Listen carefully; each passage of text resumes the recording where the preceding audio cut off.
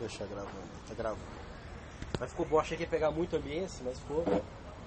A qualidade ficou boa, né? Ficou boa, né?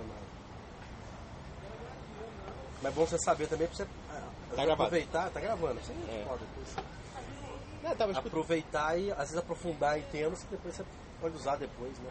Sim. Publicar ou rever. Olha, agora parece que teve aqui a Marcha da Família, teve até um número até... Aqui foram 50 pessoas. Né? 50? Ah, mas não, já é uma coisa. Acho que em São Paulo teve 1000. É porque é o seguinte, né?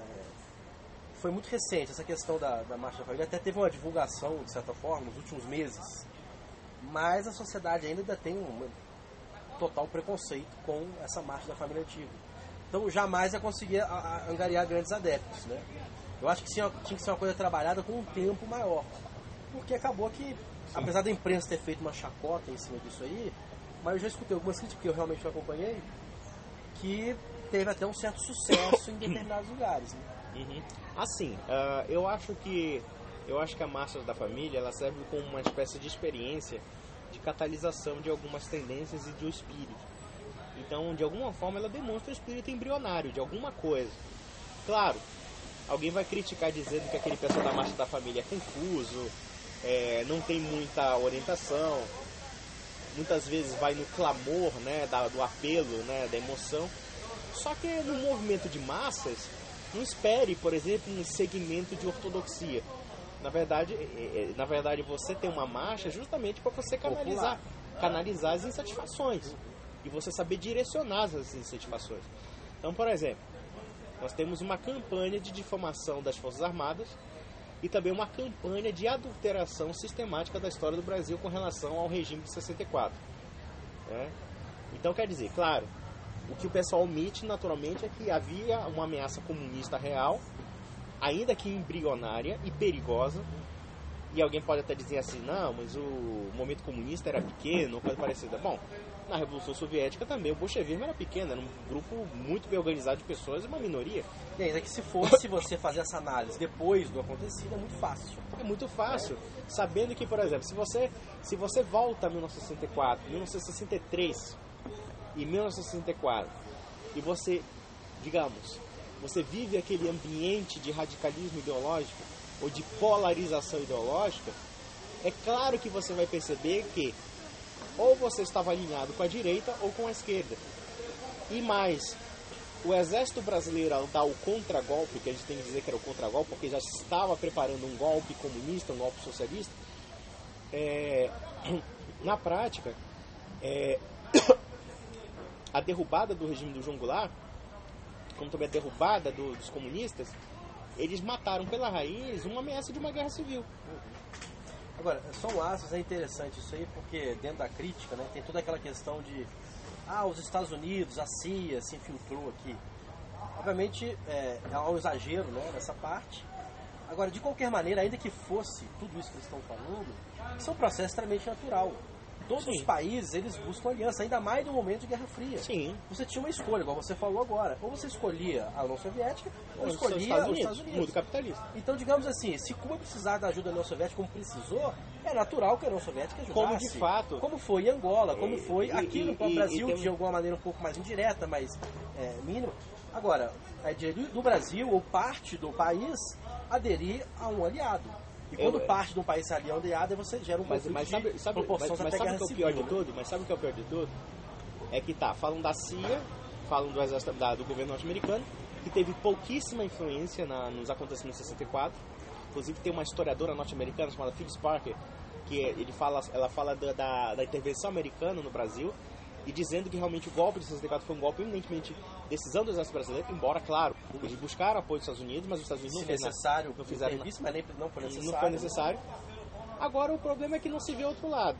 Quem é que financiava a guerrilha? E quando a gente tem que falar de guerrilha aqui, nós estamos falando de 1961. Os grupos já armados no Brasil, os grupos armados da luta armada no Brasil já estavam atuando no país já em 1961.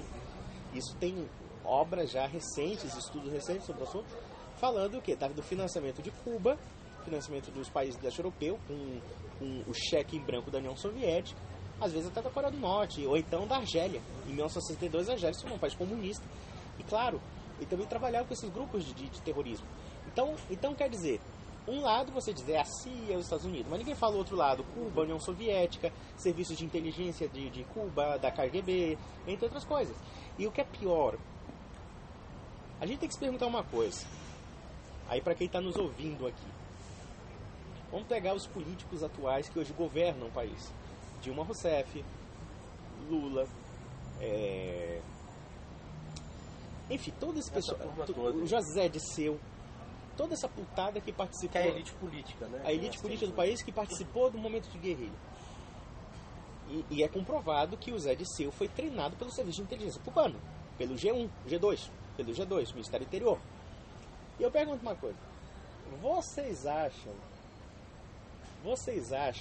que um sujeito que foi treinado por um serviço de inteligência de um país totalitário como esse, você acha que esse sujeito se desligou desse serviço de inteligência? A Dilma Rousseff, por exemplo, Dilma Rousseff fazia parte de um grupo terrorista. Quem é que treinava esses grupos terroristas? Serviço de inteligência de países estrangeiros ligados ao totalitarismo comunista.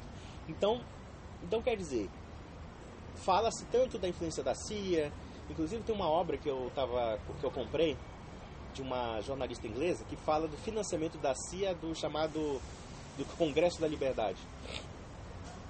Financiamento da CIA, né, do Congresso da Liberdade. Inclusive, grandes filósofos participaram desse congresso, como a Hannah Arendt, o Raymond Aron, que era um grande sociólogo francês e tudo, que eram sociólogos liberais, conservadores, não principalmente conservadores, mas eram mais liberais, de comunistas e liberais. E, inclusive, pessoas de esquerda, mas não comunistas, né? Fico fazendo um terrorismo tanto, quando, na verdade, o outro lado, o financiamento comunista era muito pior entre os intelectuais de esquerda, tá? E mais, o intelectual de esquerda não tinha liberdade do que o intelectual não de esquerda. O Raymond Aron, a Hannah Arendt, elas escreviam o que quisessem, independentemente do dinheiro da CIA ou não. E convém dizer, qual é o problema de um serviço de inteligência propagar a defesa da democracia? Exatamente. Qual é o problema? Da mesma maneira, ainda que eu não defenda o lado, da mesma maneira a esquerda, é natural que ela se precisasse de algum tipo de apoio de potências estrangeiras. Seja Cuba, seja União Soviética, seja aliás, qualquer até lugar. hoje é É assim. natural, é assim que funciona. As dizer. alianças sempre existiram na história da humanidade, sempre vai existir. Mas você tentar fechar um problema dentro de os Estados Unidos contribuiu. É claro, todo mundo vai ajudar o lado. Mas existe uma diferença moral, uma diferença filosófica entre um serviço de inteligência como britânico ou um serviço de inteligência como norte-americano. Sim, eu não estou nem tocando nessa parte. Mas existe uma diferença entre você defender intelectuais que defendem a liberdade e a democracia e outros que defendem o totalitarismo. Então existe uma diferença aí abissal. Você querer comparar isso só porque o cara participou, nem aceitou dinheiro, ele participou de um congresso financiado secretamente pela CIA, tá? Uma vez eu vi até um comunista, filha da puta, mentiroso do caralho, dizendo assim, não sei o que, porque a CIA era criminosa. Um cara desse, eu tenho certeza, pelo fato de ele ter viajado pela Coreia do Norte, o cara viajou pela Coreia do Norte, tipo assim, os asseclas dele, pelo menos. Não sei se ele viajou mesmo, mas os asseclas viajaram. Quem é que pagou pra ele? O governo da Coreia do Norte? Um cara desse tem moral pra falar de CIA? O cara desse é um agente de desinformação, né? Então, quer dizer, esse pessoal fica falando tanto da CIA, como se a CIA fosse o terror na face da Terra. Claro, a CIA com certeza não é santa, nenhum serviço de inteligência é santinho. Até a BIM tem gente lá terrível, tá? Mas, se você comparar a ação da KGB, da ação do Serviço de Inteligência Soviético, do Serviço de Inteligência dos países totalitários, com certeza a ação deles é muito mais atuante do que a própria CIA. A CIA, por exemplo, coleciona um histórico de fiascos da inteligência terrível, inclusive de uma infiltração comunista absurda. Um dos últimos caras que foram presos pela FBI, acho que pelo FBI, se não me engano, foi preso, foi em 2001, um cara que trabalhou para a União Soviética e depois agora trabalhava para o governo Putin e ficava se fornecendo segredos. Esse cara norte-americano que aceitava propina da Rússia, ele inclusive entregou espiões russos que trabalhavam para o serviço da CIA e foram fuzilados, cara. Ele entregou. Só, olha, quem tá, o fulano de tal aí da Rússia, que faz parte da cúpula do Partido Comunista, está fornecendo informações para os Estados Unidos. No dia seguinte o cara foi preso, a KGB meteu uma bala na nuca do cara. Então é essa coisa. Então quer dizer, no final da história, a gente tem que perceber que a democracia, ela não tem mecanismos sólidos de segurança contra os regimes totalitários. Porque nós somos uma sociedade de liberdade política. Uma sociedade que garante a liberdade política, e esses grupos usam a liberdade política para destruir a democracia. Então, é interessante, eu gosto de usar o exemplo para a pessoa que finalmente tem esse preconceito contra a época do regime militar. Eu gosto de usar o exemplo da Alemanha, por exemplo. Então você tem na Alemanha, ou mesmo um exemplo fictício, mas que acontece, mas a Alemanha seria um exemplo disso. Você tem a democracia, um país democrático, onde as pessoas são eleitas através da democracia, uma expressão de vontade do povo, correto? Através do voto. Aí, exatamente. Aí a gente entra na fragilidade da democracia, que a gente estava falando antes aqui. Então, digamos assim, que surge um líder populista, por exemplo, Hitler, né, que comove toda a população na ideia dele, do nacional-socialismo, por exemplo, em prol do povo e coisa e tal, né?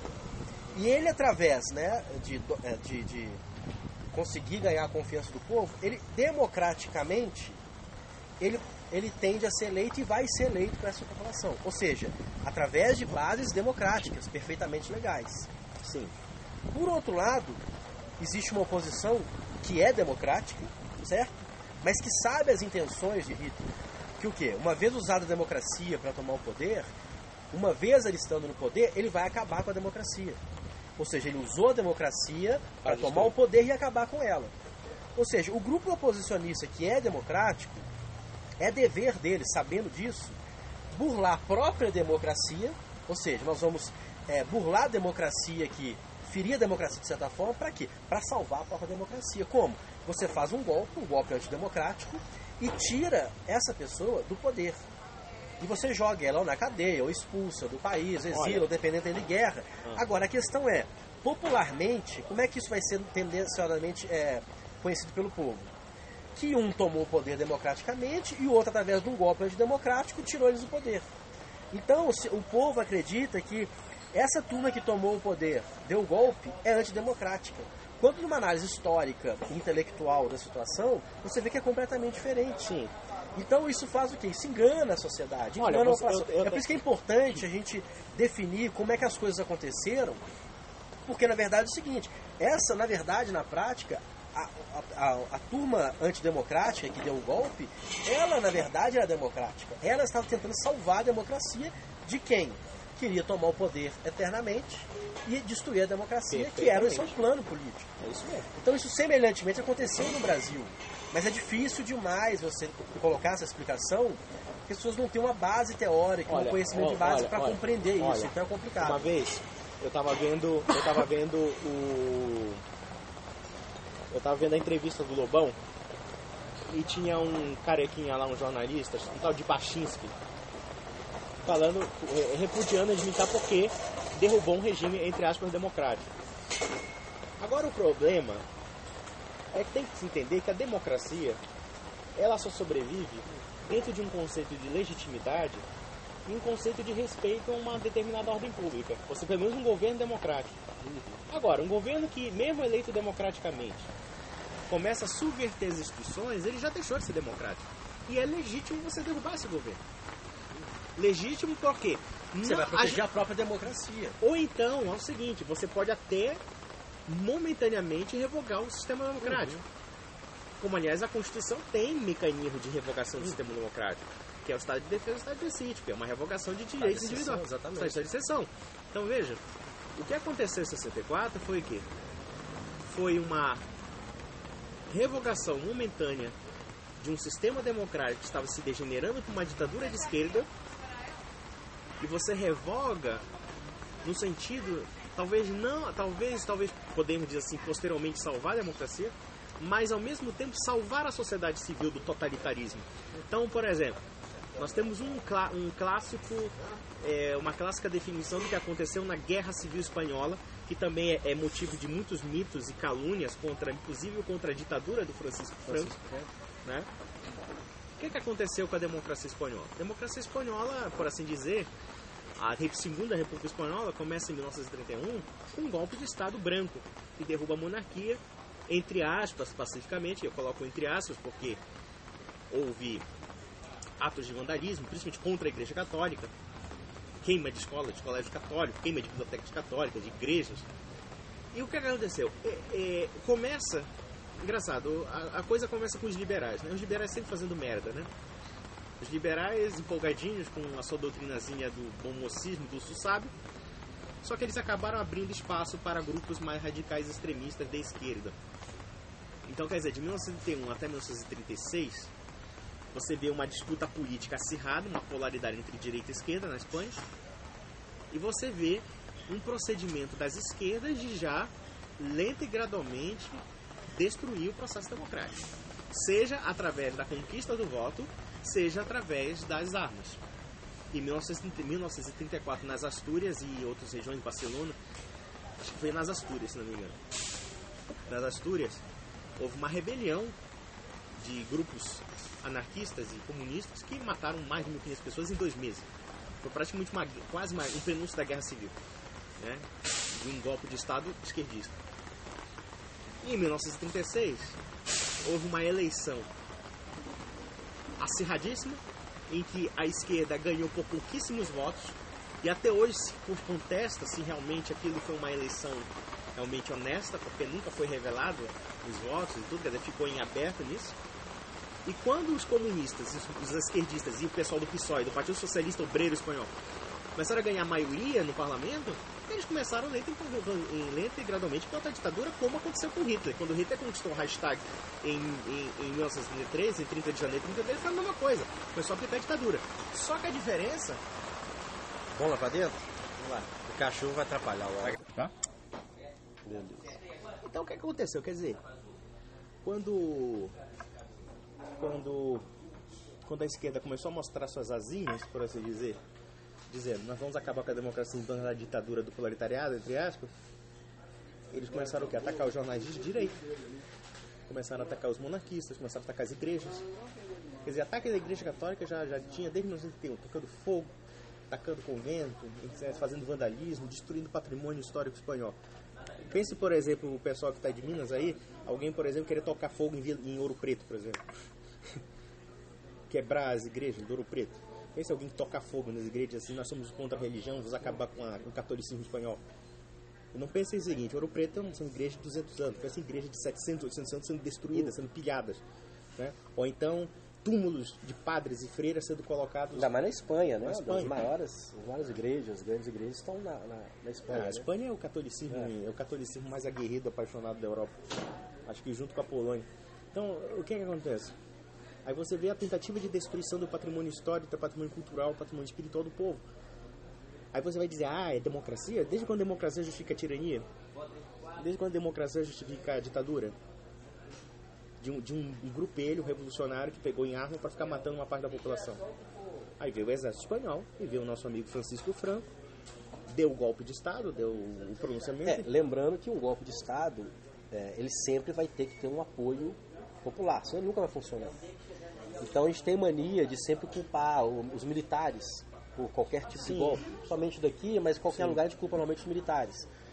Mas eles precisam... Só recordemos, o golpe militar teve apoio do Exatamente. Você tem o apoio da população, no próprio regime militar aqui, você teve o apoio de toda a imprensa, de toda a sociedade civil, praticamente. Você só não tinha o apoio de quem? De quem era socialista, comunista e adepto do regime da União Soviética, bolchevista, certo? Que queria implantar o comunismo no Brasil. Basicamente era essa turma. Depois do golpe... realmente, porque a intenção do próprio golpe era o quê? Você depois entregar o poder aos civis. Isso não aconteceu. Aí a questão que se faz, até porque eu acho que militar é feito para combater e para lutar, não para administrar um país.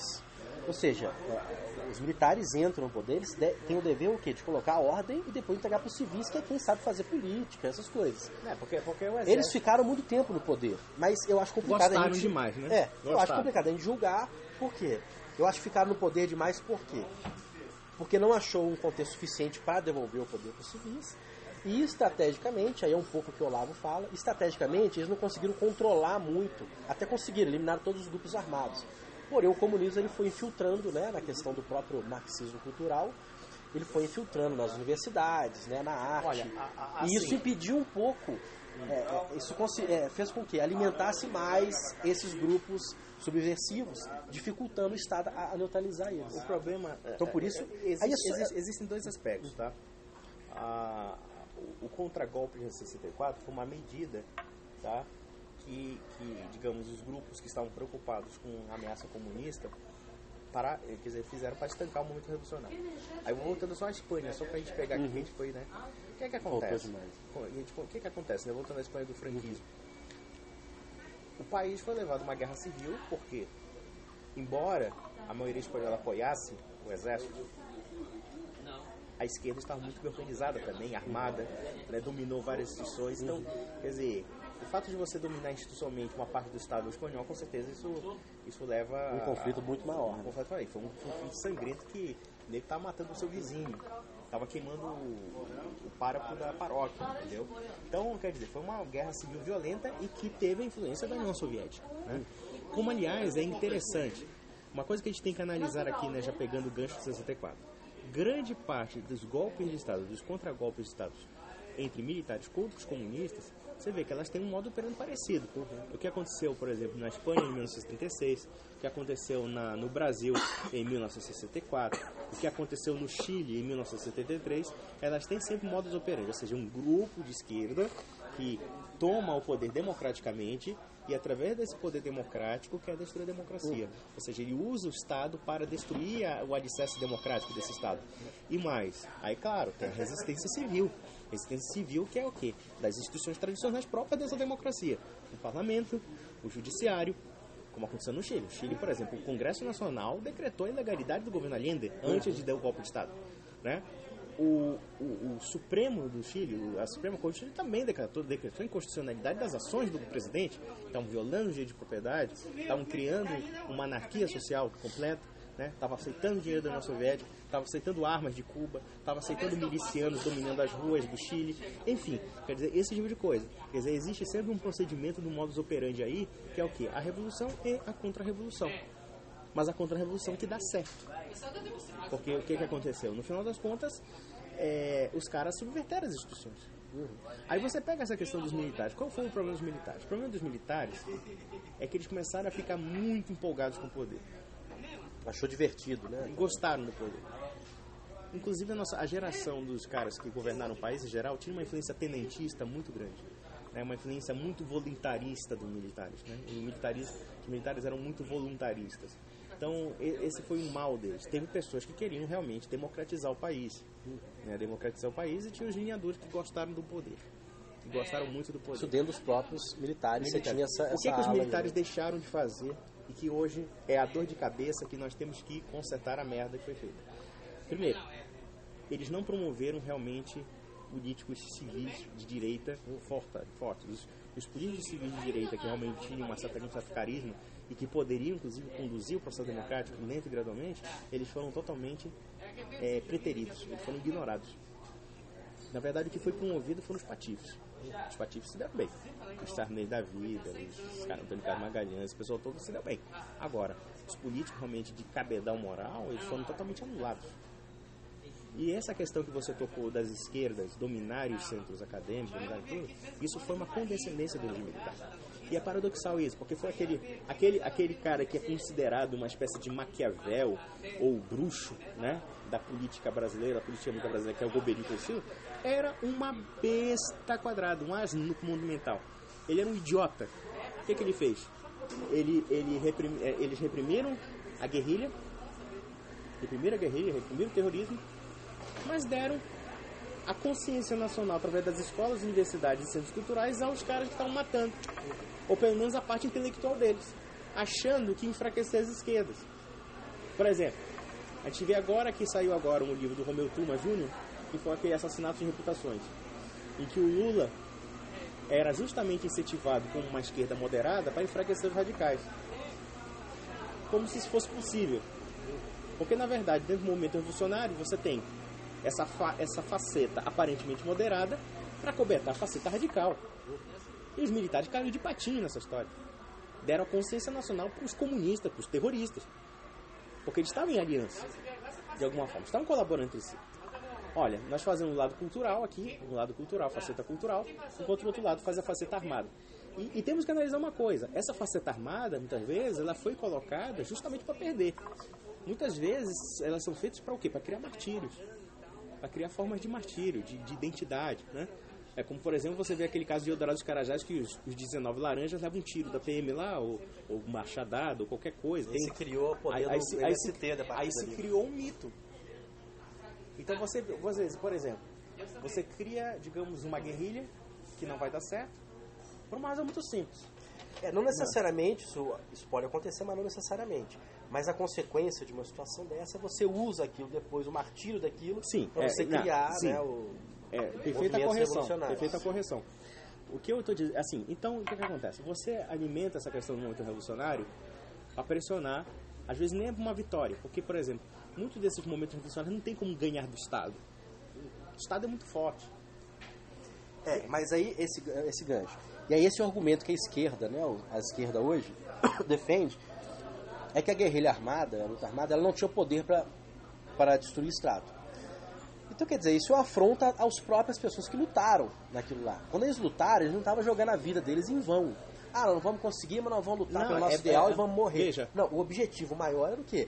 Você começa a guerrilha com foco, mas a ideia é você angariar mais pessoas. É por isso que você vai pro campo, é por isso que você tem a Araguaia. Para quê?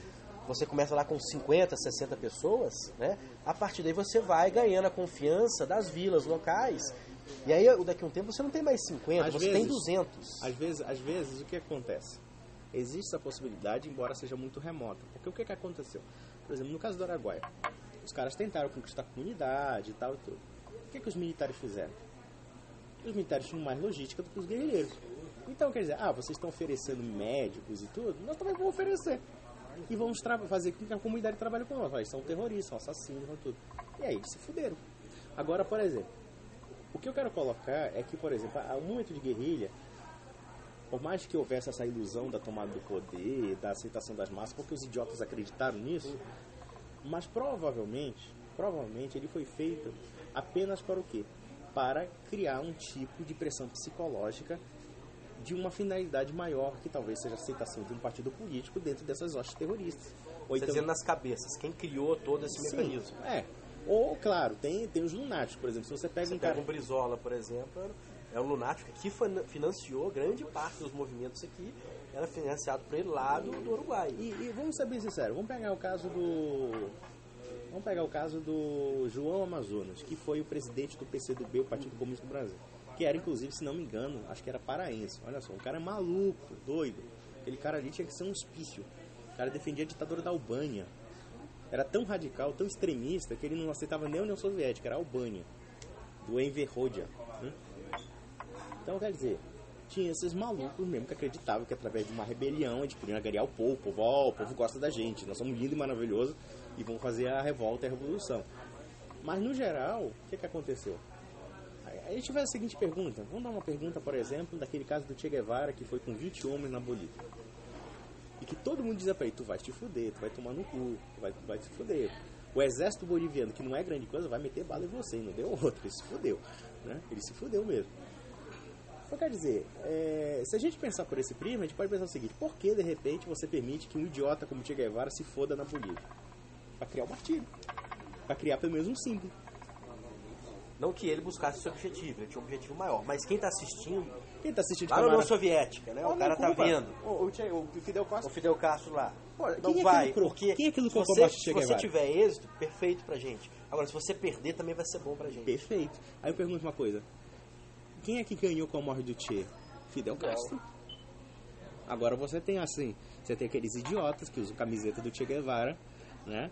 E o Che Guevara é idolatrado como uma espécie de heróizinho, né? Um assassino contumaz como ele, sendo idolatrado como herói, né? Então, quer dizer, claro, você tem a questão da guerrilha, que você não pode subestimar a guerrilha, não pode. Ele é perigoso. Você vê, por exemplo, o caso das Farc na Colômbia. Querendo ou não. Lá foi o único lugar que não teve o regime militar. Não teve, tá aí. E aí você teve uma Farc como resultado.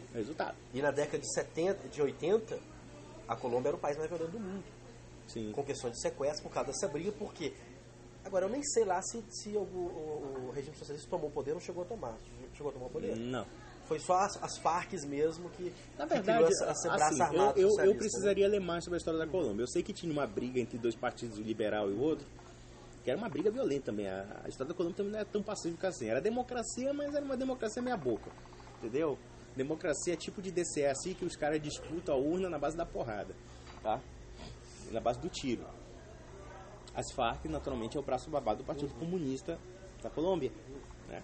E que viu no narcotráfico uma forma de financiar.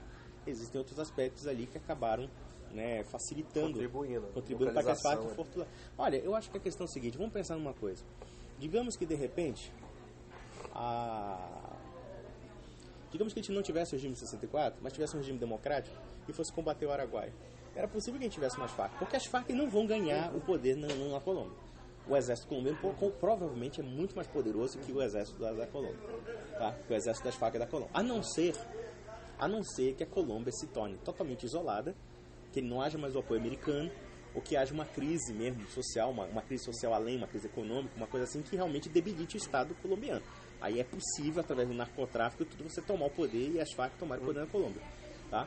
Mas fora isso, é difícil. Aqui no Brasil talvez pudesse ser difícil, mas a gente teria um problema de quê? Um problema de não necessariamente uma vitória da guerrilha, mas também não uma derrota dela. Mas é um problema contextual da época. Porque se não houvesse o golpe militar, o Jânio Quadros, o João Goulart provavelmente ia implantar aquelas medidas de distribuição de terras. Como é que chama? Qual que foi reforma agrária. Reforma de base. A reforma de base. Qual que é o problema da reforma de base? Depois, se você analisar o regime militar, você vê que o plano militar também teve essas reformas de base, mas muito mais estruturadas. É porque é o seguinte, naquela época o país era permanentemente, praticamente todo agrícola. A maior parte do país vivia no campo. Se você faz as reformas de base no campo, você arruina o país inteiro. Por quê? 80% da população, praticamente 70%, vivia no campo. Ou seja, você faz uma revolução praticamente do proletariado. Então aí é a questão de você usar a democracia para chegar ao poder, depois você implantar uma revolução comunista. Então se acontecesse essas reformas de base, a questão do Araguaia não ia nem ter questão. Elas iam se formar naturalmente, não, mas eu falo assim numa nem haveria posição contra ela. ela. Eu falo assim numa questão hipotética como da Colômbia, por exemplo. Então, assim, talvez o fato de ter sido um regime de exceção foi muito mais fácil debelar aquele pessoal, porque era uma guerrilha, uma guerra civil mesmo, uma guerra civil localizada. Uma guerrilha civil localizada, tudo bem, eram 100 pessoas ali contra 5 mil soldados do exército brasileiro. A nação inteira, se precisasse de 10 mil soldados, ia pra lá. Ia pra lá, entendeu? Massacrar o pessoal. E massacraram pela raiz. Né? Então você não permite que aquilo se fundamente. Com relação ao João Goulart, o João Goulart era o seguinte, o João Goulart era um oportunista que se houvesse qualquer tipo de coisa que entrasse na onda dele, ele aceitaria. Ele não é questão do João Goulart ser comunista, o problema não era esse. Era os poderes que estavam em volta daquele. Ele nadava conforme a onda também. Perfeitamente. Ele dançava conforme a música. Assim, por exemplo, você pega o João Goulart, vamos ser bem sinceros, você está numa época de intenso radicalismo político, de extremo radicalismo político, e o filho da puta ainda coloca gasolina. O cara vai visitar a China, volta, aí faz aquela a questão lá daquela comício lá, né? Povo, trabalhador. Olha, por exemplo, a questão, ele ajudou na questão, isso foi muito importante, porque é o seguinte, uma coisa que rompe e põe vai falando, as Forças Armadas em termos de questão de regime de exceção e tomar decisões drásticas é justamente o quê? Quando você interfere, certo? Mecanismos políticos e ideológicos dentro das Forças Armadas. Uhum. Porque as Forças Armadas é feita para proteger o país. No momento que você faz uma ruptura, a guerra civil nasce daí exatamente. Quando você convence parte das Forças Armadas a lutar por um lado. Os caras são treinados e têm arma. Aí você tem o confronto. E o João Goulart, ele incentivou isso aí naquela questão do aquartelamento lá na Marinha e da quebra da hierarquia. Aí os militares ficaram doidos. Não, mas o que aconteceu? Engraçado. Porque na intentona comunista isso aconteceu. E aconteceu na intentona comunista, eles tomaram o poder lá na Paraíba, né? Não sei se foi João Pessoa, alguma cidade no interior. Natal. Isso. E acho que em coisa de uma semana, cara, morreram 500 pessoas. Foi guerra mesmo. Na verdade, então isso é muito sério. É como eu falei.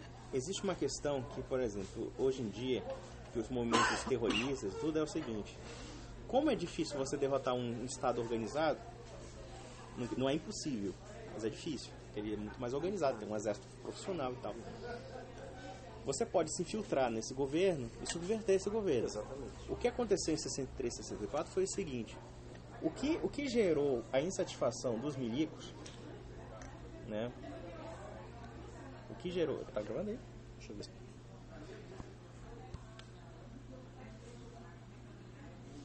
Beleza. Então, o que gerou insatisfação dos milicos foi uma das insatisfações que realmente degringolaram para o golpe de Estado, foi a quebra da hierarquia militar. Eu falo isso porque em 63, meu pai era militar. Em 63 ele fez o curso de formação de sargentos, acho que foi em Guaratinguetá, se não me engano. E ele dizendo que os sargentos comunistas se reuniram para aliciar os cabos e aliciar os soldados para o quê? Para a subversão contra os oficiais. E meu pai chegou lá e viu aquela palhaçada toda e disse: e aí, companheiro, não vai se entrar, não sei o que? Eu disse: não vou entrar. Aí ele disse: por que, não sei o que? Eu disse: olha, primeiro de tudo, você é um sargentinho de merda, tá botando banca, né? Eu não vou contra o oficial, porque o oficial tá ali porque ele tem uma razão de ser. Existe uma hierarquia ali, existe uma meritocracia ali, e ele tá lá ali por razão de ser. Você aí tá é porque você não é porra nenhuma, aí você já quer bancar o bacanão, né? Aí, esses gorilas reacionários, não sei o quê. Quer dizer, já havia uma sublevação, uma infiltração do próprio exército. E isso era perigoso. Porque, cedo ou tarde, o que aconteceria? Os sargentos, tenentes, sargentos, né? O tenente é um oficial, né? Mas um sargento, ele é uma via de comunicação entre a tropa e o oficialato. Da feita que esses sargentos começam a motinar-se com os soldados contra os oficiais, há uma quebra numa instituição nevrálgica que é o exército. Então imagina se de repente, dentro de uma quartelada ou de um golpe, esse pessoal tomasse o exército brasileiro. Aí estaríamos fodidos. Aí sim o Estado ia ser quebrado por dentro. Nós estaríamos fodidos. Porque o que aconteceu? Eles aderiam aos comunistas. E os comunistas já estavam canalizando formas de organização civil dentro da sociedade, através dos sindicatos, através de várias entidades estudantis, né? E isso poderia levar o país à guerra civil. Então, o que os militares fizeram foi debelar uma guerra civil que está iminente. E matou pela raiz. Ao contrário do que aconteceu no Chile, ou o que aconteceu na Espanha, né? Em que houve... Onde eles tomaram realmente o poder, porque até uma questão de temporal aí, eu não sei se é coincidência ou não, quanto mais se demorou para instalar um golpe militar, maior foi o número de vítimas. Sim. A Argentina foi a última, não foi? A Argentina foi na década de 80 que foi a... Não, foi em 76 a Argentina. E ficou até 80 e... Foi violento lá, a coisa foi feia. Sim, porque chegou a tomar o poder. Então, o trabalho, né, você tem que lutar com muito mais pessoas. Porque, na verdade, o que aconteceu na Argentina? O que aconteceu na Argentina? Na Argentina, o que ela fez, né?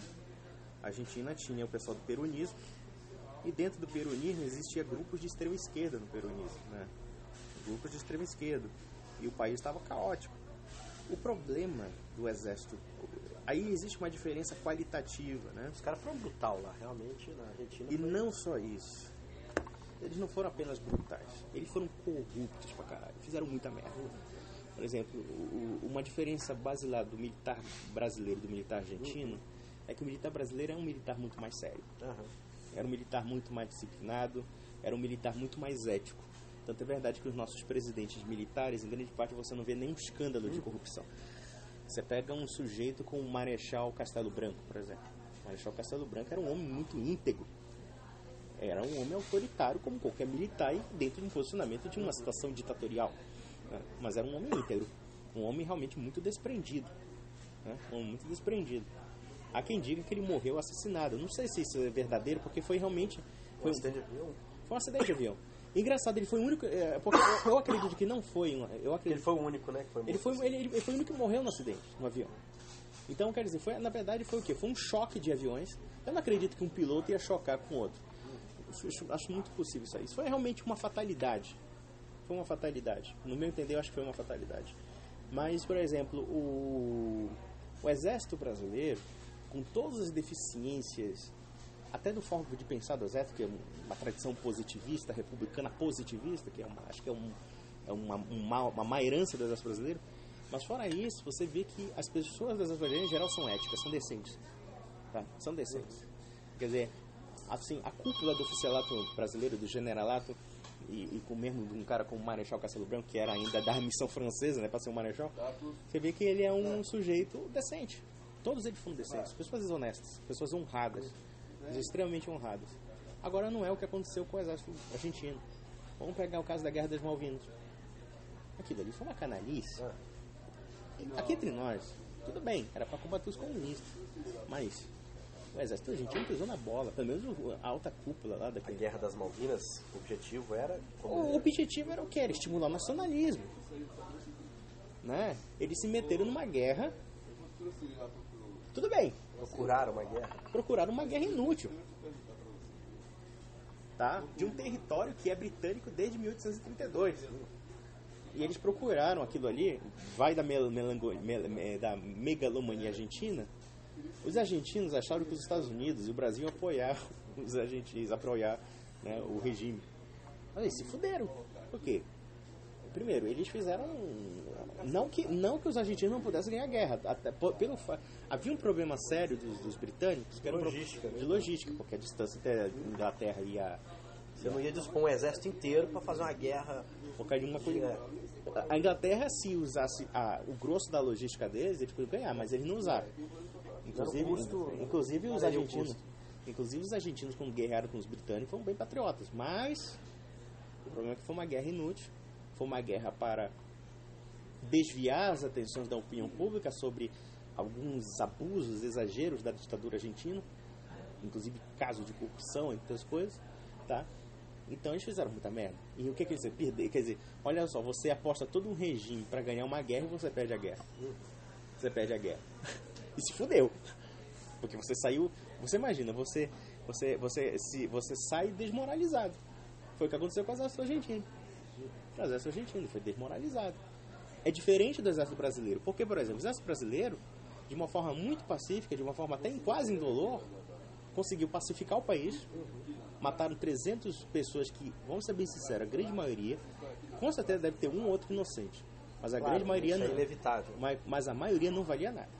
Era um bando de bandido terrorista, pago com dinheiro soviético, dinheiro cubano. Que sequestrou, torturou, matou, executou. Assaltou, fez o diabo a quatro. Fez o que deu. Mas você destruiu os 300 caras, que eram as células que poderiam gerar um processo de convulsão. Que sabiam o risco que estava cometendo. Que isso é importante falar para quem está assistindo, ainda tem uma... Não, porque eu vejo aqueles caras que são ex-terroristas, ficam choramingando. Eu fui torturado no pau de arara e não sei o quê. Tudo bem. A gente pode até questionar esses métodos. Agora, você também não era certinho. Não, você também matava o seu colega se o colega você fazia justiçamento. Você metralhava um capitão americano, no caso do Charles Chandler. Né? Do Charles Chandler, foi isso? Não, né? Foi metralhar na frente da família dele. Ou então matou um oficial alemão, sequestrou um embaixador americano. Porra. Porque a questão é, quando se fala em tortura, essa coisa toda, a gente está falando sobre o quê? Sobre o efeito, a consequência de uma situação contextual. Agora, a análise histórica ela tem que ser feita através das causas daquilo. Os efeitos, não adianta você ficar debatendo os efeitos, até porque esse efeito é contextual. Em qualquer regime que fosse, em qualquer situação de conflito que fosse, esse efeito seria o mesmo. Então não adianta, se a gente trocar o regime, se fosse um regime socialista, ou algum outro regime, um regime islâmico, dentro daquele contexto, existiria a mesma coisa. Sim. Porque a tortura, apesar de ser um ato condenável, ela sempre será praticada. Sempre será praticado quando se achar necessário. Né? Aquele exemplo que a gente estava conversando ontem. Né? 100% das pessoas estão abertas à tortura, da seguinte maneira. Sequestrar o seu filho, você pegar o sequestrador e perguntar para ele, onde é que está o moleque? Ele vai falar, não vou falar onde é que está, não. Qualquer pessoa vai usar todos os tipos de torturas possíveis para colher informação desse indivíduo. Então é muito fácil falar que é contra a tortura. Certo? Todo mundo é contra a tortura, mas em determinado contexto ela vai ser praticada por todos. Seja pela esquerda ou pela direita. Só que existe até uma diferença, né? Porque... Sim, existe, mas estou dizendo, com certeza existe. Mas para a pessoa que até defende o outro lado, eu não gosto de tortura, isso é uma questão contextual que todos usariam. Uns usariam mais do que outros, por exemplo, sabe disso. Assim, a gente tem que ver uma coisa. Numa situação de beligerância, tá? Numa situação de beligerância, em que está em risco a vida de milhares de pessoas, até de um país, embora não seja justificável, e a gente não tem que justificar isso, pelo contrário, sempre se tem que buscar outros métodos muito mais inteligentes ou muito menos bárbaros, por assim dizer. Mas vamos analisar a questão da contextualização. O outro lado jogava sujo com você. Se ele pegasse um militar, torturava, matava, dava tiro, fazia justiçamento, né? Então você entrega da mesma moeda. Você dá da mesma moeda, tá? Então também a gente vai usar aparato do Estado para acabar com vocês. Então quer dizer, porque também se aquele outro lado estivesse ali, ele ia fazer a mesma coisa pior até. Muito pior, porque é comunista. E aí é interessante usar, porque pessoas da esquerda vão estar assistindo esse áudio também. Então vamos usar um exemplo prático que seria lá na Guerrilha do Araguaia. Digamos que você seja lá um membro do guerrilheiro e você sabe que o exército está sitiando a sua área ali para tentar capturar vocês. Sim. Certo? E vocês estão fazendo uma ronda pro lugar e de repente você vê 2 sentinelas dando bobeira lá, da polícia, do exército. Você pega esses caras, captura esses caras, e uma vez que ele é refém de vocês, você vai virar pro cara e vai falar assim, aqui, vocês estão acampados aonde? Qual a estratégia de vocês para conseguir neutralizar a gente aqui? Os soldados vão virar e vão falar assim, não, eu não falo, não vou falar. O que vocês, guerrilheiros, vão fazer nessa situação? Sendo que se você colher informações importantes desses 2 soldados, isso é o quê? É a questão de vida, sobrevivência de vocês. Você saber que uma base deles está em determinado local, você tem um efeito surpresa, você vai lá e pega todo mundo. Então é importante para a sua vida e o êxito da sua operação colher informação daqueles caras. Você acha que você vai deixar barato? Você vai torturar o cara. Da mesma maneira aconteceu, e aí o caso é real, com José Genuíno. O que aconteceu? O exército foi lá, o batalhão, e de repente viu o José Genuíno dando sopa no meio da estrada. Ele tentou correr, pegaram ele assustado, não chegaram a encostar um dedo nele, o José Genuíno mesmo confessa isso. Abriram a mochila dele, viu que ele estava completamente envolvido, né, dentro de provas dentro da mochila dele, e ele simplesmente falou, não, eu falo tudo. E não encostaram um dedo nele, e ele contou tudo e delatou todos os comparsas dele. E aí entra uma questão da própria tortura. A tortura para você são coisas diferentes. A tortura ela é sempre cruel, mas a gente tem que definir as diferenças. A tortura por sadismo e vingança é completamente diferente de uma tortura para colher informações. A tortura para colher informações, você dá escolha para o indivíduo. Ainda que o indivíduo resista à tortura em homenagem aos companheiros dele, dá um de herói, mas você dá a escolha para ele. Certo? A tortura por vingança não, você bate no cara por sadismo e vingança até matar que seja. E uma vez que ele conta o que é necessário, você libera esse cara e normalmente você tem um tratamento legal com ele até para ele passar mais informações para você. Então é importante diferenciar isso aí também. Aliás, é o seguinte, essa questão da tortura é interessante, que por exemplo, você faz assim, mesmo numa situação de um regime autoritário, um regime de exceção como o regime militar de 64, por mais que houvesse os atos de violência, que são questionáveis do ponto de vista moral, mas que são até explicáveis dentro das circunstâncias, embora assim questionáveis, né? Mas, por exemplo, vamos pegar o seguinte, o que os militares fizeram, pegaram muitas vezes um cara que era terrorista, que tinha informações que, por exemplo, eu até vou te contar uma história. O meu pai me contou uma história de um aviador que participou do combate à Guerrilha do Araguaia. E num belo dia, ele sentou numa mesa com um amigo dele e falou assim, porra, cara, nós demos um chute na bunda daqueles comunistas, filho da puta, né? Deu um porrada naquele pessoal do Araguaia. O que aconteceu? Meses depois, um aparelho, sabe que é aparelho, né? Aparelho era a localidade onde eles faziam os conluios ali para fazer atos terroristas. Foi estourado e dentro desse aparelho tinha uma lista de pessoas a serem mortas pela guerrilha, inclusive esse sujeito que era um oficial. Segundo meu pai, ele até faleceu num acidente aéreo. Ele era um aviador. Então, esse sujeito foi delatado por um amigo dele de comparsa de copo. Aí eu pergunto pra você uma coisa. Dentro dessa guerra suja, em que o lado também não era fluxicheiro, vamos analisar o fato dos justiçamentos que eles faziam não somente contra pessoas das Forças Armadas, como também contra os próprios companheiros, que não era nem delação, era sair do grupo. Você não podia sair do grupo, senão eu te matava. Matava você. Então, quer dizer, é interessante que, por exemplo, não sei se você acompanhou uma professorinha vagabunda, ignorante pra caralho, falando merda lá numa universidade lá de Santa Catarina, e o cara fala disso, olha, essas pessoas torturaram, mataram, e ela começou a dizer, luta de classe, quer dizer, que se fosse estuprar, matar, vale isso. Quer dizer, olha só, há uma olha só a diferença. Uma coisa é você pegar um bando de vagabundo, quebrar o cara de porrada, para você tirar informação, para você salvaguardar a sociedade civil. É uma coisa concreta. Aquele pessoal na rua ia botar bomba, como botou bomba, ia assaltar banco, ia fazer o Diabo 4, se tomasse o poder, implantar uma ditadura violenta, muito pior que a de 64, quer dizer, a ditadura de 64, se você perguntar para alguém naquela época ali, as pessoas praticamente viviam suas vidas normais. Quem não se metia com política mesmo, tava bom, beleza. Quem não se atentava contra o regime diretamente, ninguém encheu o saco. Só encheu o saco quem era que se metia realmente com esses grupos armados, o grupo de esquerda.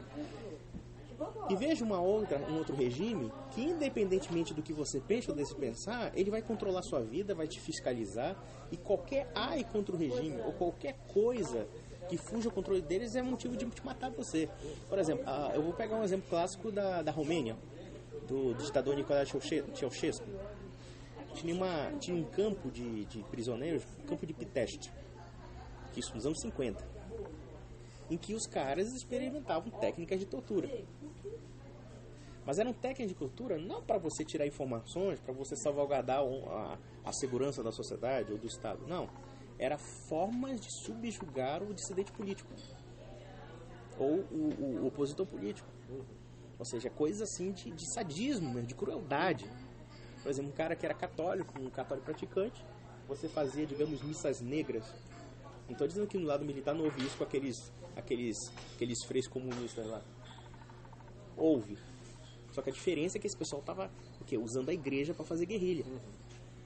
Um sujeito lá da Romênia, ele não está fazendo nada, ele só estava rezando a missa dele e foi preso. Ele foi preso por ser católico, ele foi preso por ser cristão, ele foi preso por não acreditar no regime comunista. O regime militar não te obrigava a acreditar nele. Ele só não te obrigava a não te encher o saco. Mas ele não obrigava a acreditar nele. Você não é obrigado a acreditar que o presidente era lindo e maravilhoso. Agora vai falar mal do ditador Nicolae Ceausescu pra você. No dia seguinte os caras estavam te enrabando na cadeia. Então quer dizer... E aí vem um aspas, é uma pergunta e até uma curiosidade. Eu não sei se isso se confirma. A diferença do regime militar para a ditadura. Normalmente uma ditadura, e todas que eu conheço funcionam assim, uma vez tomando o poder, o objetivo é se perpetuar no poder para sempre como imperadores. Olha, e aí é o seguinte, essa ditadura, ela só é deposta através de algum golpe, uma força maior que vai guerrear e tirar na porrada. A pergunta é, existiu ditaduras na história da humanidade, ditaduras mesmo, que de repente o ditador virou e falou assim, não, agora nós vamos passar o poder para os civis, por exemplo. Existiu um ditador que fez isso? Olha, então essa pode ser a palavra diferença ditadura, do próprio regime militar. A palavra, calma, assim, ele fez essa eu não vejo nenhum entregou, problema em regime militar que seja uma ditadura, não vejo. Do ponto de vista clássico, a ditadura que é não, ditadura. Ele vai precisar ser militarista. A ditadura ela tem que ser militar. Não, uma ditadura militar, tudo bem. Ditadura militar. Só que o caso é o seguinte, o que é uma ditadura? No mundo romano, você sabe que a ditadura era um regime de exceção, de um estado caótico, em que se dava poder ao cônsul. A ditadura é um meio. É um meio. A própria ditadura comunista, ela é um meio para se chegar ao fim, que é um não, veja, é claro que a ditadura, o conceito de ditadura, ele tem várias terminologias. Eu vou usar uma terminologia do direito da sociedade política romana. Que a ditadura o que é? A ditadura é um sistema para salvaguardar uma ordem dentro de um caos.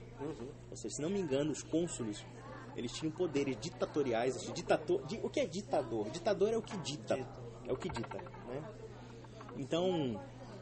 Então, por exemplo, no sentido romano do termo, no sentido de uma tentativa de pacificação da ordem para que volte uma ordem vigente, talvez nesse sentido podemos dizer que o regime militar foi uma ditadura, um estado de exceção ditatorial, mas ele não foi assim uma ditadura totalitária e também não foi uma ditadura, por assim dizer, ela foi uma ditadura dentro de uma circunstância de subversão social. Não era o objetivo, não era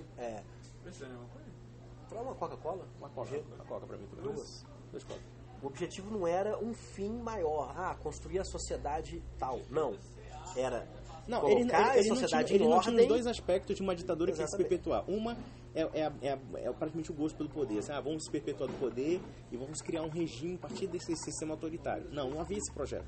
Como também não havia um projeto totalitário, que é um projeto de que aquilo que um escritor francês chamado Jean-François Revel chama de ideocracia, ou seja, o poder da ideia de você remodelar a sociedade como uma engenharia social totalitária. Não havia isso. O que havia era realmente uma situação de exceção contra e por conta disso uma resposta a essa situação, tá? E que acabou tendo contornos inesperados até. Ou seja, os militares provavelmente não pensariam em se perpetuar no poder. Acabaram se perpetuando por N razões ali, N circunstâncias ali, circunstância também de interesse. Com certeza alguns militares gostaram do poder, quiseram ficar, tá? Mas não foi o mais relevante, porque às vezes coloca focos em algumas coisas só. É porque, na verdade, toda uma questão ninguém pensou. Tanto é verdade que não havia se a conduta dos militares do golpe fosse extremamente eficiente, ele realmente não precisaria de 20 anos. Mas veja, obviamente nada pode ser tão eficiente. Não, mas veja, a questão é, me diz uma coisa. Como é que você pode falar de uma perpetuação do poder se até os presidentes eram rotativos? Né? Não havia uma perpetuação assim, não havia uma preocupação sistemática com a perpetuação de poder.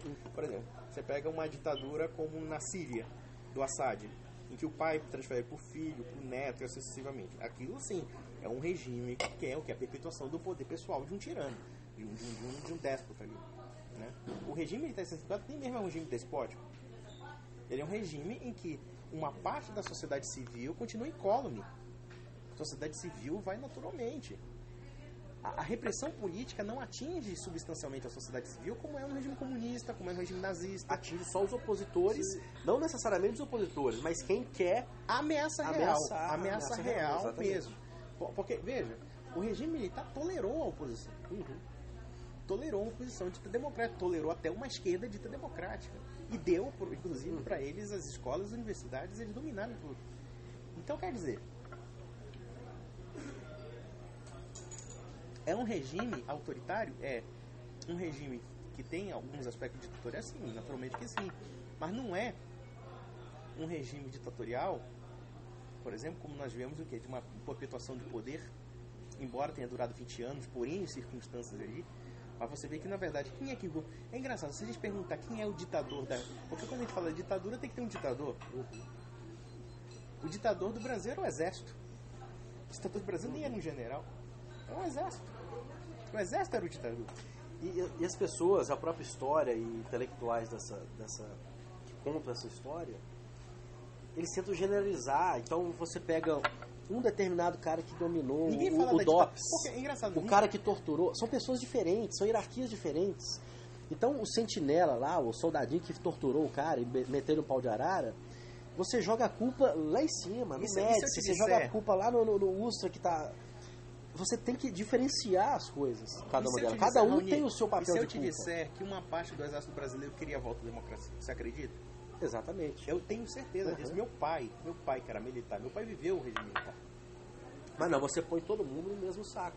Não, primeiro, dentro das Forças Armadas havia gente que queria a volta da estabilidade democrática.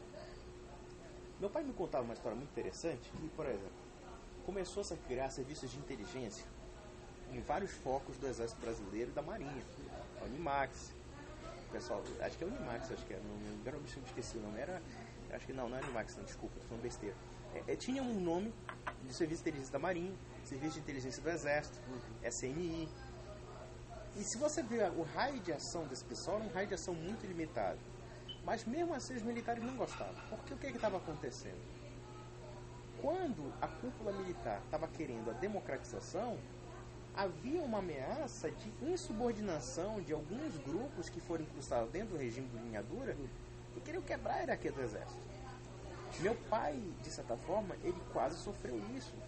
Por exemplo, meu pai, ele acompanhou alguns eventos da história dessa época, e uma vez ele teve uma briga com um oficial superior dele, e esse oficial superior, filha da puta, queria acusar meu pai de subversão.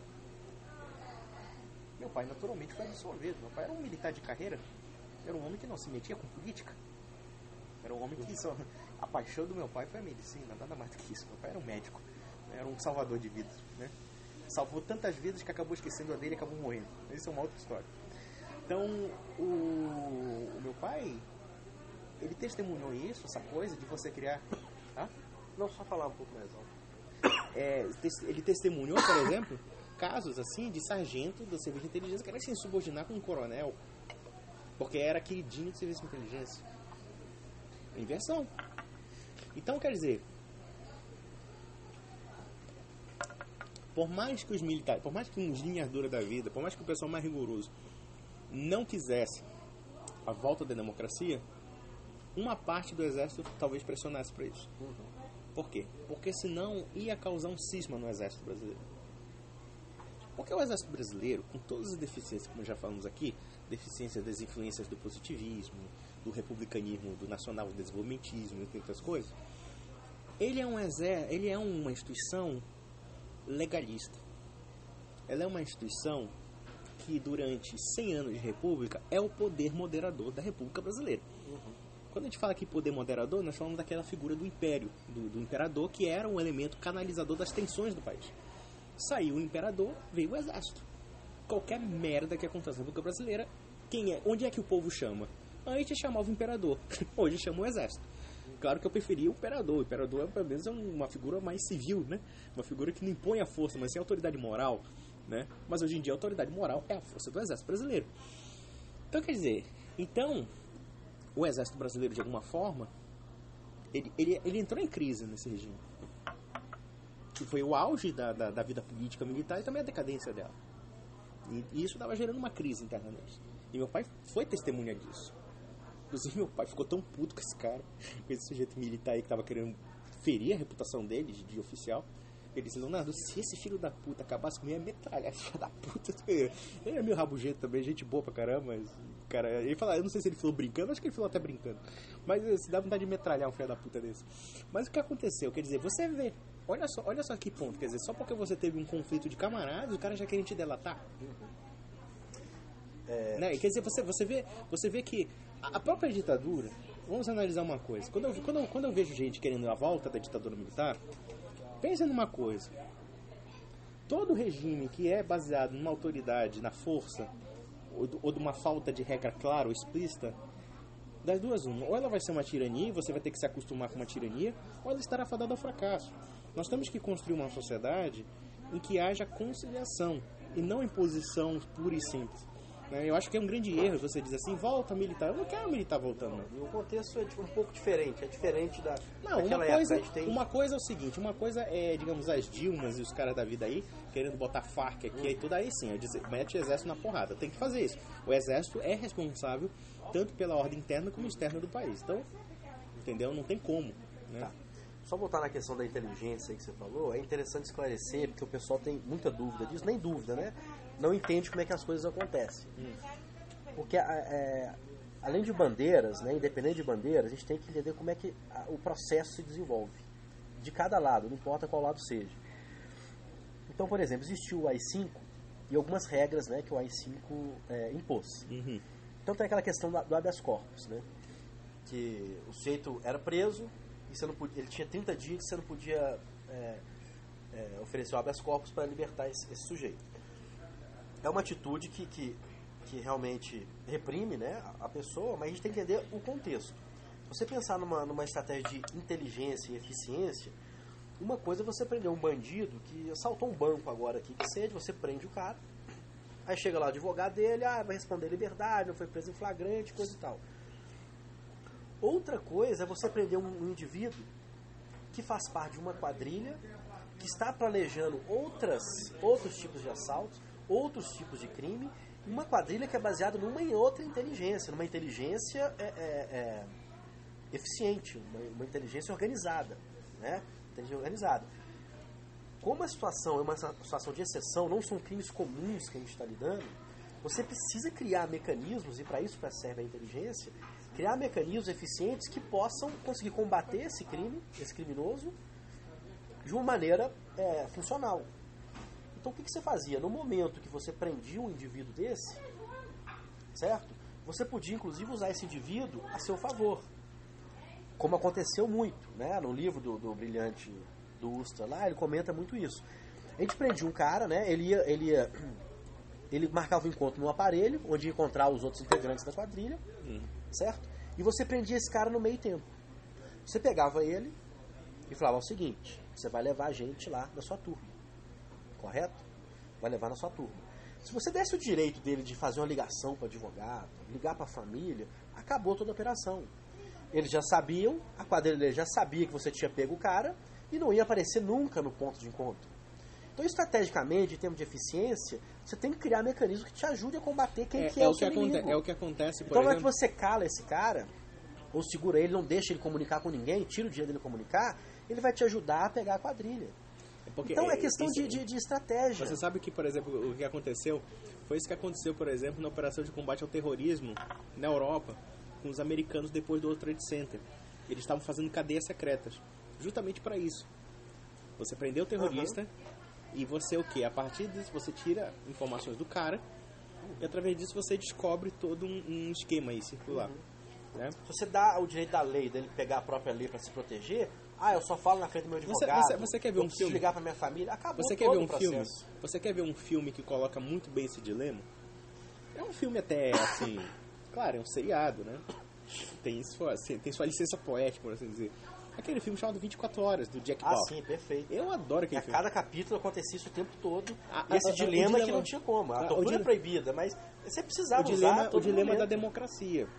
O dilema é o seguinte: como a democracia vai se defender dos seus inimigos com todo o regime de liberdades e de proteção democrática? Não, tudo vai bem. se voltar contra ela mesma. Não, veja, eu não tiro a razão da democracia para isso. Muito pelo contrário, eu sou a favor desse sistema.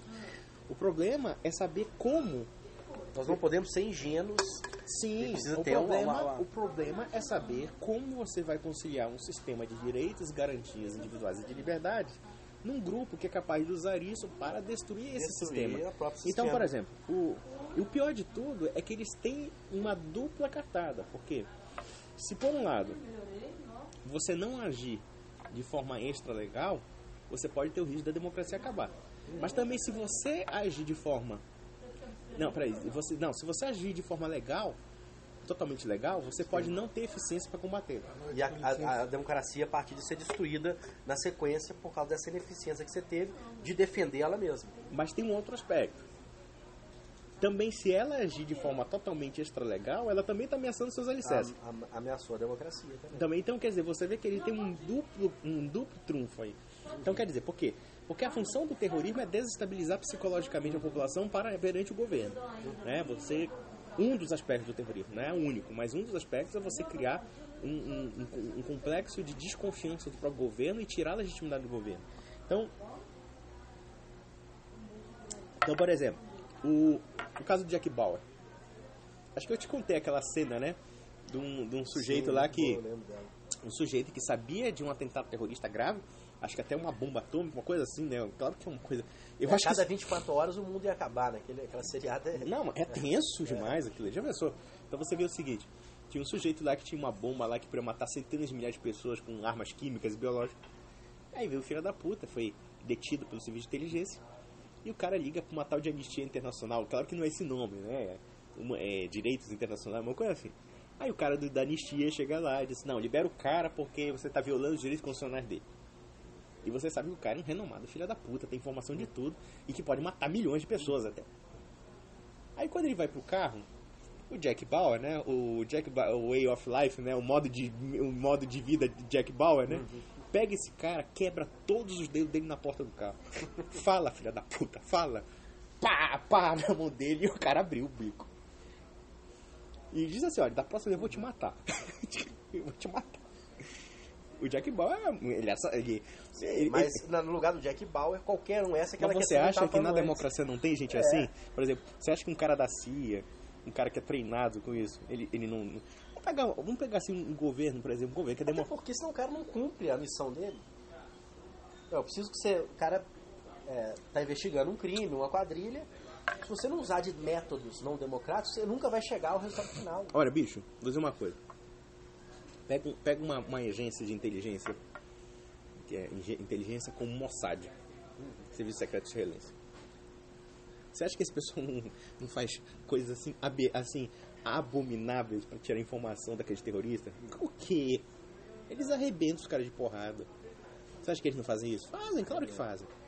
Você acha que, por exemplo, vamos pegar o seguinte: como é que o Mossad, por exemplo, descobre que tal terrorista está numa localidade e depois joga um míssil lá na cara dele e mata todo mundo lá? É porque ele pega um terrorista, quebra o terrorista de porrada e diz: fala, porra, fala. A gente sabe tem alguns casos, né? Tem até aquele menino, não sei se você conhece, um que se converteu ao cristianismo, está dando palestra pelo mundo todo aí. Ele é filho lá, o pai dele é líder da Irmandade Muçulmana. E ele foi preso pelo Mossad e foi torturado. Ele foi torturado várias vezes. Mas com o tempo na cadeia, ele foi percebendo que as pessoas que estavam do lado dele, a turma da Irmandade Muçulmana, as torturas sofridas pelos próprios membros que desconfiavam do outro, era muito pior que a de Israel. E ele aos poucos foi passando para o lado de Israel. E passou a ser um informante de Israel. Aí, ao ponto que ele depois foi libertado, ele estudou, formou na faculdade de hebraica, né? Hebraica de Jerusalém. Isso. Formou lá em história e coisa e tal. Depois acabou se convertendo ao cristianismo por si mesmo. Ele se converteu ao cristianismo porque os próprios cristãos também não olhavam para ele torto assim, os judeus também. Ele descobriu, né, por ele mesmo que... Ele virou católico. Ele tá mais ligado ao protestantismo, mas é mais ele mesmo a questão de Cristo, né? Ele se tornou cristão. O fato foi esse. E ajudou a Israel a prender o próprio pai. O pai dele está preso hoje, tem mais 2 anos para cumprir, e o pai dele é líder da Irmandade Muçulmana, e aí ele arrebenta com o islamismo, cara. Ele fala o que é o islamismo, e arrebenta, ele fala, e aqui eu tenho argumentação porque eu conheço o islamismo completamente. Meu pai é um grande líder, que eu admiro muito, mas ele acredita numa coisa que é errada e que é falsa. E eu espero um dia mostrar isso para ele. Mas ele fala assim, que apesar das torturas lá do Mossad em Israel, nada se comparava com as torturas sofridas pelos próprios companheiros. E aí ele começou a questionar. Ele via que os métodos e o mecanismo de funcionamento do judaico, da própria democracia, era superior demais à militância dele. E você vê o seguinte, é como aquela coisa que você falou, o Mossad, ele quebra o cara de porrada para tirar informação. Informação que é útil para a comunidade. Ele depois não te pega e te fuzila. Não, pelo contrário, soltaram o cara. Solta o cara, ele quer que você seja aliado dele. Agora eu pego um cara do Hamas e corta você em pedaços. Exatamente. Corta você em pedaços vivo. Ele colhe a sua informação, muito obrigado. E deu bola. Então quer dizer, você vê uma diferença que é o seguinte, quer dizer, veja, a gente vai repetir aqui, né? Ninguém está justificando a tortura. Agora, é claro que dentro de uma situação de beligerância de exceção, embora não seja justificável, nós temos que evitar sempre a barbárie, né? Mas os métodos de um ou outro são diferentes. Isso é inegável. Então, quer dizer, próximo, é como aquela coisa, o Mossad lá torturando o cara. Basta você ver, você entra na internet, aí tem aquela questão das torturas americanas lá em Guantánamo. Você nunca pega vídeo, você pega só foto. É foto do cara com um cachorro latindo na cara dele. É o cara pelado amarrado, é o cara fazendo de palhaço, tirando foto com o cara contorcido no chão. Torturas bárbaras. Agora, você tem qualquer tortura dessa turma na Síria lá, é uma coisa assim, escabrosa, cara. O negócio é sadismo. O cara pega um step e joga na cabeça do cara, aí o cara desmaia, aí põe fogo na cabeça do cara pro cara acordar. Aí você enche o cara de pedrada, paulada. Não, sadismo, dando gargalhadas. Eu já vi coisas, sabe que... Poxa, é bizarro demais, cara. Você tem que comparar. Você tem que comparar o tipo de tortura. O que você acha daquele cara que, porra, arranca o coração do soldado sírio e come, pô? Ou então aquele sujeito... por exemplo, eu já vi casos... Eu não sei se a vídeo era verdadeiro, mas eu vi um caso, uma cena escabrosa, cara, de uma mesa... Parece ser eu não sei se era uma mesa de necrotério, de uma cozinha, tá? E você vendo um soldado sírio sendo cortado em pedaços como se fosse, assim, uma carne de porco que você compra aqui no Gever, aqui, pô. Depois dessa vocês não vão comer no Gever, né? Depois, a carne do Gever é gostosa, a carne de suína é linda, gostosa, adorei o Gever. Mas o que acontece? Mas o cara sendo cortado em pedaços como se fosse um animal. E o cara totalmente despedaçado. E ele foi despedaçado vivo. Pelos caras da Irmandade Muçulmana. Não, cara, naquele vídeo que eu fiz, eu publiquei no YouTube, eu botei algumas imagens censuradas, mas ele torturava os caras, torturava de todas as maneiras. No final, tava cansado de bater no cara, destroçar o cara todo, e enterrava o cara vivo. Ia jogando pazinha por pazinha, o cara berrando assim, e sendo enterrado vivo, cara. É muito bizarro. E isso é o quê? Não é nem questão de ser islâmico que seja, não. É a questão da guerra civil, cara. É isso que a guerra civil proporciona. Então, quando um socialista grita e fala assim, não, a revolução se justifica porque o fim vai ser nobre, nós vamos fazer a sociedade socialista, onde todo mundo vai viver bem e feliz. Imagina um cara que Agora, assim. você vai passar por isso, você vai fazer esse tipo de coisa com o seu vizinho. Por que eu vou fazer esse tipo de coisa? Você vai fazer porque o seu vizinho trucidou a sua família também. Então vai ser essa guerra. Quando você pegar o cara que é seu inimigo, que matou sua família, que está lutando contra você, você vai trucidar esse cara por vingança. Então são coisas, não é porque só as pessoas são más, é o contexto de guerra civil que gera isso. Então a gente tem que tomar cuidado demais com sonhos de um mundo melhor, porque existe o meio. Qual vai ser o meio para se chegar lá? Um ponto é o seguinte, né? Aí a gente analisa, por exemplo, uma coisa que eu fico vendo, aquela conversa que a gente teve sobre Israel, né? Que o pessoal fala mal de Israel, porque Israel é filha da puta, não sei o que e tal, não tem que existir, blá blá blá. Né? É claro que eu tenho muitas reservas com certos momentos sionistas, momentos judaicos que realmente extrapolam. Mas vamos analisar uma coisa. Qual tipo de reação você tem para um povo extremamente brutal como o muçulmano? Se o judeu não for escroto com aquele povo, pelo menos com aquele povo, ele vai se ferrar. Então, quer dizer, ele dá da mesma moeda. Eu acho até que... Não existe acordo ali. Se Israel falar assim, toma metade do meu território, não vai adiantar. Eles vão querer outra metade. Exatamente. Então, não existe esse tipo de negociação. Não tem como você propor, é muito fácil de fora falar. Não adianta você propor uma negociação que na prática ela não vai funcionar. Cara, de 1939, olha, vamos ser bem sinceros. De 1939 até 2014, o que os judeus já propuseram, tá? O que os judeus já propuseram com relação aos muçulmanos, tá de gibi, cara. Os caras já propuseram indenização, já propuseram até pega uma terra que fica na tua. O que os caras fazem? E levaram pelas costas. Todas as vezes os árabes se uniram para varrer Israel do mapa. Olha só, vamos analisar o pessoal que diz milagrosamente, vamos ser sinceros, milagrosamente, na hora que você vê as guerras ali, é praticamente lindas. Milagre. Eu sou apaixonado pelas guerras de Israel. Acho que Israel deu uma porrada nesses caras. É uma coisa que não pode. Aí você vê as profecias bíblicas de Israel será um cálice tonteante para todas as nações. Mas realmente eu confesso, eu evito sempre mais essa interpretação religiosa, teológica, porque ela é uma coisa muito delicada. Tá? Eu entendo Israel como um caso político dentro de um contexto moderno, né? Que eu acho que não tem muito a ver com a questão bíblica. Tá? Eu não gosto, assim, eu evito essa interpretação porque eu acho perigosa. Tá? É perigoso. Porque isso é, inclusive, utilizado politicamente. Porque tem nego doido aí, protestante, que acha que os judeus têm que matar os árabes, matar todos, porque eles são os povos, sei lá, dos filisteus, sei lá, né? Os hititas, sei lá, uma coisa assim. Os amalequitas, então tem que massacrar. Não é assim. Não é assim, tem que ter cuidado com isso. Agora, vamos ser bem sincero. Você está lidando com um povo bárbaro pra caralho. O povo árabe é um povo difícil. Então, quer dizer, você fica assim, criticando, porque Israel fez isso, Israel aquilo. Do outro lado, por exemplo, você falou das guerras. Poxa, Israel teve praticamente 4 grandes guerras de sobrevivência sob pena de ser exterminada. O objetivo não era vencer, era exterminar. O objetivo de Israel era se defender, porque foram atacados. Independente de quem esteja com a razão. Essa que é a questão, que a gente fala assim, tá defendendo um lado. Não interessa, eu posso defender um lado. Não interessa a questão. Seguinte, a guerra de 1948. Vamos pegar a guerra de 1948. Israel. Aliás, em 1939 havia um acordo dos árabes, ficaram com a maior parte de Israel e os judeus com parte pequena. Eles não aceitaram. Inclusive, se aliaram aos nazistas.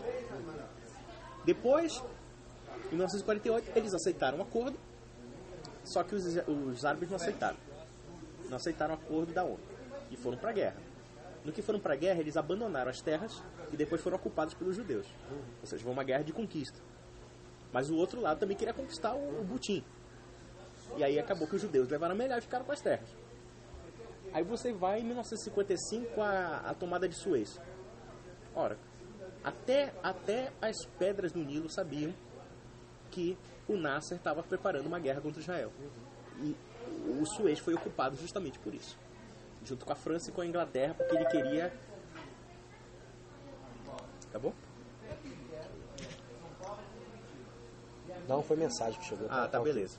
Então acabou, quer dizer, o Nasser, né, queria acabar com o Suez, queria acabar havia um acordo com os britânicos e tal, mas ele também já queria preparar as asinhas contra Israel. Em 1967, a Guerra dos 6 Dias, que justiça era feita, que guerra do caralho, hein? É impressionante. Os caras conseguiram destruir 4 exércitos em 6 dias. E olha que um exército... Tem a cena de um caça, não sei se você já viu, que ele faz um S, assim, cara. Um único caça, de 4 que tinha, eu acho. e destrói, cara, 30 tanques de guerras enfileirados numa rajada só. É incrível. Não, mas sabe o que é interessante na Guerra dos 6 Dias?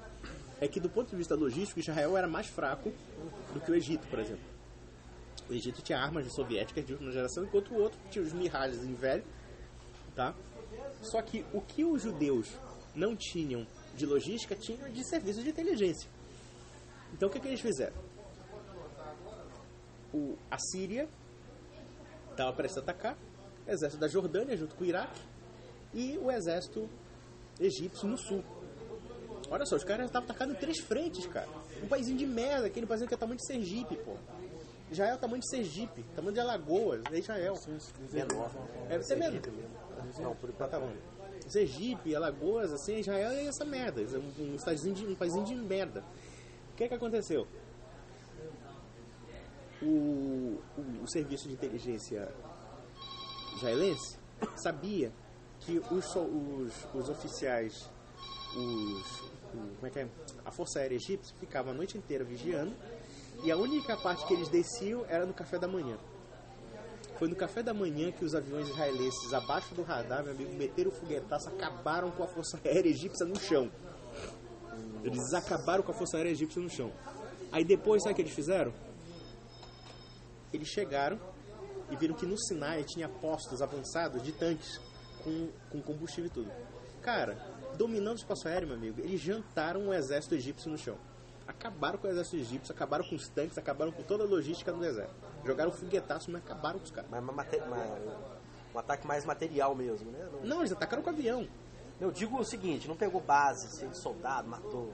Eu não sei, agora eu não me lembro se o Sinai foi tomado no Yom Kippur. Quando você pega os aviões no chão, eles estão... Porque teve a guerra do Yom Kippur, né? A guerra do Yom Kippur foi até pior, porque a guerra do Yom Kippur realmente foi um ataque mesmo do Estado de Israel. Mas, se não me engano, parece que o Kippur foi tomado, parece que o Sinai foi tomado em 73, não me lembro agora, só dando uma pesquisada. Mas depois disso, o que aconteceu? O exército da Jordânia tomou Jerusalém. Tomou a parte judaica e tomou Jerusalém. Como é que os judeus retomaram Jerusalém? Também de paraquedas, os caras caíram de paraquedas lá, deram um balaço nos jordanianos, expulsaram os jordanianos na porrada. Aí o que aconteceu? Tá, destruímos já 2 exércitos, os iraquianos, os jordanianos e os egípcios. Aí só faltavam os sírios. Os sírios pegaram a colina de Golã. E na colina de Golã jogavam um foguete contra o Israel. Jogavam um foguete e já queriam atacar de norte. Aí os judeus, filha da puta, vou tomar essa porra do Golã. Foi isso que eles fizeram, tomaram as colinas de Golã na porrada. E eles estavam a cerca de... Depois devolveram, né? Não, eu acho que não devolveram até hoje, não. O que eles devolveram pro Egito? Foi o canal de Suez, não, né? Não, foi o Sinai. A parte do Monte Sinai, Sinai, a parte do Sinai. Você falou o que agora? Não, eu falei que é o seguinte, a colina de Golã na colina de Golã, Síria. eu confundi com o Sinai, desculpa. Eles tomaram a colina de Golã, cara, e eles ficaram a poucos quilômetros de Damasco, cara. E se não houvesse uma negociação, acho que eles atacariam. Acho que eles atacaram a capital. Eles atacaram a Síria. Se não me engano, os israelenses chegaram a atacar Damasco, cara. Atacaram a capital, cara. Você imagina, cara, um país atacado por 4 exércitos, deu porrada nos 4, cara. Isso é uma coisa assim... É inacreditável. É impressionante o nível de... Isso mostra... O que a gente deve entender? Isso mostra o nível de disciplina do judeu. Um povo bravo pra caralho. Um povo escroto mesmo, entendeu? Então, os caras... E você sabe que o Kippur, porra... Acho que foi o Sadat no Egito, né? Já era o Sadat, não era um Nasser. Eles atacaram o Israel no dia sagrado dos judeus. Há quem diga que teve nego lá que ficou rezando quando atacava e quando parou o dia, pegaram em arma, tudo na porrada e quebraram um pau pros caras. Tinha até eu não sei se é verdade, eu já escutei umas histórias assim que teve soldado israelense que tava rezando quando matava os árabes. Rezando alguma oração hebraica e matando os caras. Nego no muque, na porrada. Mas daí? Olha, pô. Você vai guerra. E não, tem que. Vamos ser bem sincero. Por que se respeita o Estado de Israel? Porque o judeu é escroto com esses caras. Se o judeu fosse franguinho, tava fundido. Tá fundido mesmo, porque o judeu é escroto. Se o judeu fosse muito refrescado com os islâmicos, tava fundido. A Europa tá refrescando, porque os islâmicos tá se fudendo. O que eles fizeram? Descristianizaram a Europa, enfraqueceram o moral europeu. Aí a Europa é o quê? É o continente de puta e viadinho. Todo mundo agora é viadinho, degenerado, neurótico. Querem fazer isso no Brasil também. E aí? Agora vai. Drogado, depressivo. Olha, você pode até para Tel Aviv fazer viadagem em Tel Aviv. Mas vai para Jerusalém fazer isso para te ver. Se os judeus ortodoxos. Eu acho que vai ter uma união religiosa ali, porque cristão, muçulmano, judeu ortodoxo vai te dar porrada. Mesmo no de Israel tem isso também, já ouvi falar que. Você sabe que os judeus ortodoxos, os ultra-ortodoxos, aqueles caras radicalzão, judeu radical, cara, quando ele vê um movimento de parada gay ali, eles querem quebrar o pau com os viados.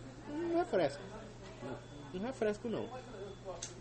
Tipo, por exemplo, tinha um judeu segurando aquele judeu com aqueles cachinhos, né? Aqueles cachinhos, aquele ultra-ortodoxo com aquele chapelão preto, né? Capa preta e tudo. Aquele protótipo mesmo do judeu mesmo. Segurando assim um cartaz assim, mostrando que o homossexual é um porco. Sujo, não sei o que. Cara, aquele pessoal é escroto pra caralho. Ultra escroto. Vamos parar por aqui? Sim. Que já tem também outro compromisso. Mas Já foi muito boa a conversa aí. Deixa eu ver que oração já.